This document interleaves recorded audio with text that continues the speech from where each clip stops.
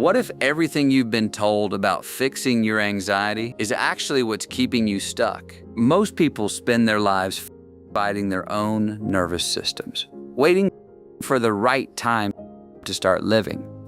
But psychologists have discovered that the harder you push anxiety away, the more power you give it. Today, we're breaking down 21 psychological truths about anxiety that don't just change how you think, they change the very biology of your fear. If you've been waiting for a sign to reclaim your life, this is it. Truth 1, the control paradox. Research found that if your primary goal is for anxiety to leave, the anxiety is officially in charge. Think of it like an annoying house guest. If your entire day depends on them leaving, they're calling the shot. Psychologists discovered that when people learn to say, "I feel it, it's uncomfortable, but I can live my life anyway," they immediately reclaim control. You're allowed to prefer feeling calm, but you cannot operate like you must feel calm to function. Truth 2, the internal coach. Clinical studies show that harsh self-talk is one of the primary drivers of chronic edge. Imagine a child being yelled at by a coach every time they mess up. They're going to stay anxious. Psychologists have observed that bad internal coaches dominate through fear and shame, while good coaches challenge us to improve with support and kindness. Evidence suggests that anxiety eases significantly when you treat yourself like someone worth supporting. Truth 3, the arousal sibling. Physiologically, anxiety and calm are on opposite ends of the nervous system. One says act and the other says rest. Jumping from one to the other is biologically difficult. However, research proves that anxiety and excitement are siblings.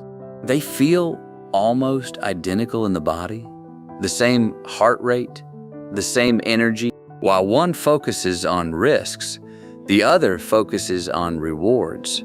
Psychologists suggest that instead of trying to calm down, you should aim to transform that energy into excitement for what can be gained. Truth 4, micro-dosing discomfort. Anxiety does its real damage by forcing avoidance. However, research found that pulling back only makes your world smaller. The antidote discovered by behaviorists is moving toward the fear, but in microdoses. A common mistake found in clinical settings is trying to take a leap that is too large, leading to freezing. Oh, no say.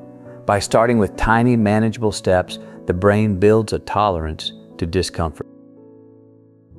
Truth 5, the person versus the experience.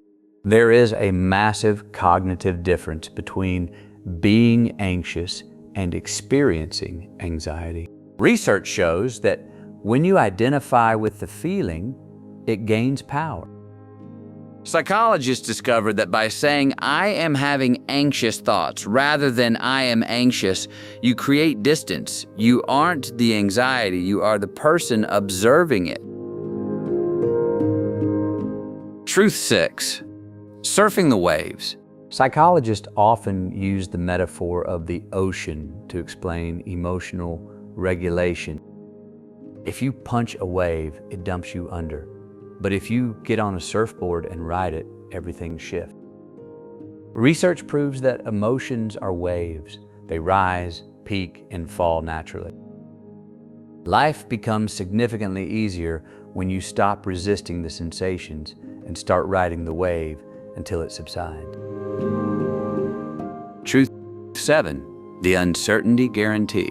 Evidence suggests that trying to erase all risk before acting is a major driver of paralysis. Research found that the things that actually go wrong are rarely the ones we brace for. Progress does not come from finding a guarantee of safety, but from learning to act anyway, even when things feel shaky. Truth 8,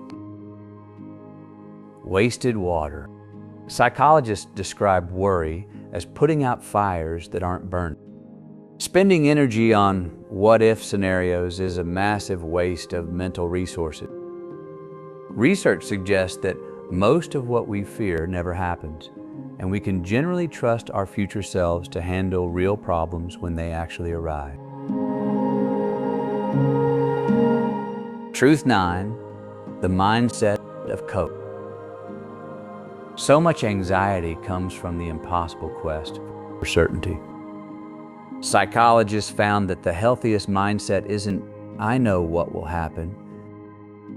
It is, "I don't know what will happen, but I will find a way to cope regardless of the outcome." This builds confidence where it actually matters. Truth 10, the survival update. Research proves that a sensitive nervous system is often a learned survival mechanism. If an environment was once unpredictable, the brain learned to stay alert, to stay safe. Chronic anxiety is often just a brain that hasn't updated to the present day. You can help it update by gently showing it that you are no longer a child and you now have tools you didn't have before. Truth 11, the 3 responses. When anxiety appears, clinical research shows there are 3 responses. 2 are helpful, 1 is destructive. You can let it be neutral, or you can befriend it and be curious about it. The only bad option is fighting it. Trying to force anxiety to shut down has been scientifically proven to make it louder. Truth 12, the bring it along method. A major hurdle identified in psychology is the tendency to wait until anxiety goes away before doing important things. However, studies found that you can feel all the physical sensations of fear and still take a step forward. Anxiety is only a problem when it stops your movement.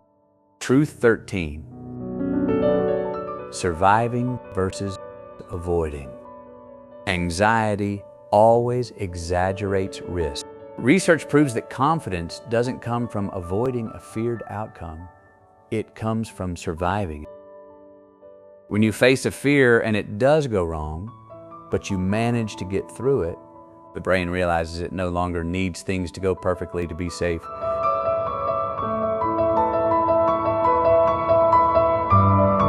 Truth 14, the information diet. Just as poison affects the body, research proves that fear-based content affects the mind. Psychologists have observed headline anxiety and crime show binge effects, where the brain learns that the world is more dangerous than it actually is based on the media it consumes. A mental cleanse is often a necessary part of recovery. Research shows that the more time you spend spinning on worries, the more anxious you become. Psychologists recommend a daily worry time, a literal slot in your schedule. When a worry pops up, you reschedule it for that time. Often, by the time the slot arrives, the worry no longer feels important. Although meditation is often recommended, research found that it can be overwhelming for some. A simpler, scientifically backed alternative is counting 50 breaths, 1 on the inhale, 2 on the exhale, to help you calm down. The act of counting makes it difficult for the brain to ruminate, while monitoring the breath forces attention back to the body and regulates the nervous system. Truth 17, the environment factor. Psychologists have discovered that the wrong people keep your threat system on permanently. If you have to stay small to avoid criticism, your brain is constantly bracing for a hit. Research proves that the right people don't make you shrink. They help your nervous system settle so you can expand. Truth 18, the insecurity guard. Many people employ insecurity guards in their minds. These guards deny entry to positive feedback, "they were just being nice," but give VIP access to criticism. Psychologists found that healing requires hiring fair guards who treat you like someone worth protecting and let the positive data in. Truth 19, the selective filter. Evidence suggests that trying to be liked by everyone is a primary source of social anxiety. Psychologists recommend owning who you are and letting people filter themselves in or out. Research suggests you should view it as a favor that frees up your energy for the people who actually get you. Truth 20.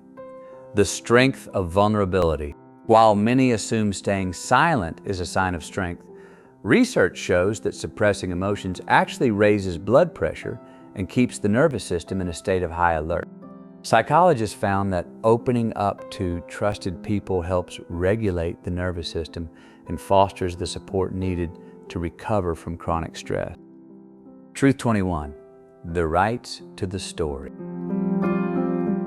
Finally, research in narrative therapy shows that how you organize the pieces of your life story shapes how it feels to live it. Are you failing, or are you the hero in a story arc facing an obstacle they must learn to overcome? Reframing your story isn't about forced optimism. It's about recognizing that you are the author of your own experience. Your story is just getting started. Make sure you're the one holding the pen. Watch this next video to keep going.